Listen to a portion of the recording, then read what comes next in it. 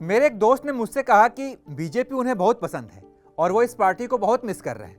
मेरा दिमाग ठनका। मैंने पूछा, भाई मिस क्यों कर रहे हो? उनकी तो सरकार है, वो कहीं गायब थोड़े हुए हैं। मेरे दोस्त ने बताया कि वो बीजेपी को एज ए विपक्षी पार्टी के तौर पर मिस कर रहे हैं। ये बात कहते कहते मेरे दोस्त ने साफ किया कि मौजूदा विपक्ष की हालत देखकर उन्हें बीजेपी की बहुत याद आती है। एक समय था जब बीजेपी ने विपक्षी पार्टी के तौर पर सरकार की ईंट से ईंट बजाती थी, लेकिन अब का विपक्ष तो खुद में ही लड़ रहा है। सरकार से लड़ाई तो दूर की बात है। तो क्या वाकई में विपक्ष अपनी भूमिका नहीं निभा पा रहा है? क्या विपक्ष मुद्दों से कहीं भटक गया है? शुरुआत देश के सबसे बड़े राज्य यूपी से करते हैं। योगी सरकार के मंत्री खट्टिक ने इस्तीफा दे दिया था। मंत्री जितिन प्रसाद को ओएसडी को हटा दिया गया था। ऐसे में जितिन प्रसाद और खट्टिक समेत कई मंत्रियों की नाराजगी की खबर थी। वहां विपक्ष के पास एक मौका था और वो अभी भी मौका है कि वो योगी सरकार पर हमलावर हो, पूछे कि भाई मंत्री आपके नाराज क्यों हैं, आपकी मंत्रिमंडल में क्या दिक्कत है।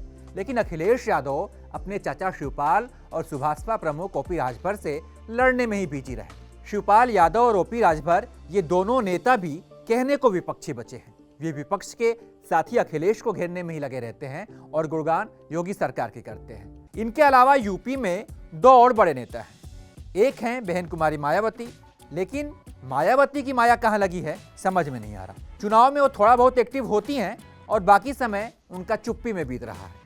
और दूसरे नेता हैं जयंत चौधरी।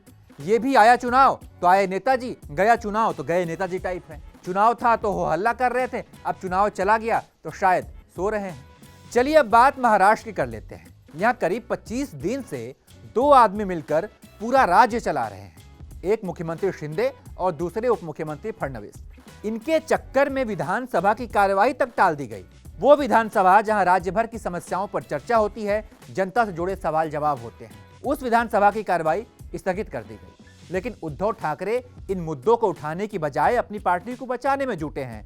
कभी सुप्रीम कोर्ट तो कभी चुनाव आयोग के दफ्तर में वो चक्कर काटते दिखाई दे रहे हैं। वहीं महाराष्ट्र में एक और बड़े नेता हैं जिन्हें आजकल विपक्ष का पावर सेंटर कहा जा रहा है। नाम है शरद पवार। ये पार्टी के संगठन के बदलाव में ही लगे हुए हैं। महाराष्ट्र की राजनीति में थोड़ा पीछे चलते हैं। जब उद्धव ठाकरे सीएम थे उस समय विपक्ष के तौर पर बीजेपी हमेशा मुद्दों को लपकने में जुटी रहती थी। आए दिन फडणवीस पीसी करते थे और उद्धव ठाकरे पर हमला बोलते रहते थे। और उस दौरान विपक्षी पार्टी के तौर पर बीजेपी के अलर्टनेस का यह नतीजा रहा कि अब वो सरकार में है। विपक्ष की एक और बड़ी शख्सियत है, नाम है ममता बनर्जी। दीदी की सियासत में बड़ी भूमिका है, लेकिन ये भी आजकल शांत बैठी हैं। जगदीप धनखड़ जब पश्चिम बंगाल के राज्यपाल थे तब दीदी और उनके बीच जमकर टकराव हुआ। दीदी के पास आज मौका है कि वो अपने राजनीतिक दुश्मन जगदीप धनखड़ के खिलाफ उपराष्ट्रपति चुनाव में वोट करें और उन्हें हराएं। लेकिन दीदी ने उपराष्ट्रपति चुनाव से खुद को अलग रखने का फैसला किया है। इसके अलावा ममता बनर्जी के कई मंत्रियों पर भ्रष्टाचार के भी आरोप लगे हैं और ईडी लगातार छापेमारी में जुटी हुई है। अब चलते हैं छत्तीसगढ़। इकलौता ऐसा राज्य जहां कांग्रेस के पास दूर दूर तक कोई खतरा नहीं दिख रहा है। पर्याप्त मात्रा में विधायक भी है, लेकिन विपक्षी पार्टी के तौर पर बीजेपी ने यहां भी हल्ला बोल रखा है। यहां एक समय जय वीरू कहे जाने वाले सीएम बघेल और टीएस सिंहदेव के बीच अब वर्चस्व की लड़ाई चल रही है। सिंहदेव के पास 3 मंत्रालय का जिम्मा था, लेकिन उन्होंने पंचायत मंत्रालय से इस्तीफा दे दिया है और 4 पन्नों का इस्तीफा पत्र लिखा, जिसका फायदा बीजेपी ने जमकर उठाया और सदन में सरकार के खिलाफ खूब हल्ला बोला। यहाँ सिंहदेव इस ताक में है कि कब उन्हें मुख्यमंत्री बनने का मौका मिलेगा और बीजेपी भी इसी ताक में है कि कब सिंहदेव के अंदर सिंधिया वाली बगावत आएगी। अब चलते हैं राजस्थान। राजस्थान की भी हालत छत्तीसगढ़ जैसी है। इस राज्य में इतने दंगे हुए कि गहलोत सरकार बैकफुट पर है। वहीं राजनीतिक पंडितों का मानना है कि मजबूत विपक्ष के तौर पर बीजेपी अपने पायलट प्रोजेक्ट पर लगातार काम कर रही है। पायलट प्रोजेक्ट, आप समझ गए होंगे कि हम बात यहाँ पर सचिन पायलट की कर रहे हैं, यानी बीजेपी की नज़र सचिन पायलट पर है। चलिए अब एमपी चलते हैं।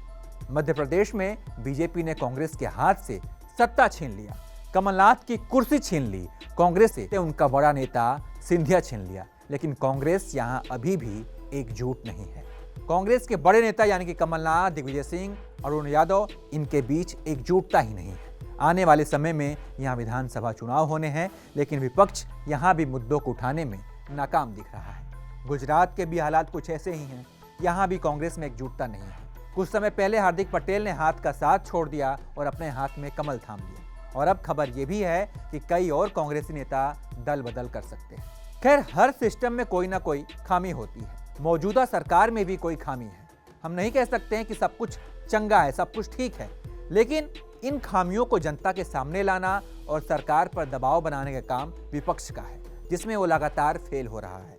विपक्ष को शायद सड़क और सदन के बीच का फर्क भी नहीं पता। सड़क पर हल्ला करो और सदन में बात रखो की रणनीति की बजाय विपक्ष सदन में हो हंगामा कर रहा है और मौका और समय दोनों ही अपने हाथ से गंवा रहा है। हम पहले भी अपने कई वीडियोज में कह चुके हैं कि मजबूत लोकतंत्र के लिए मजबूत विपक्ष का होना काफी जरूरी है।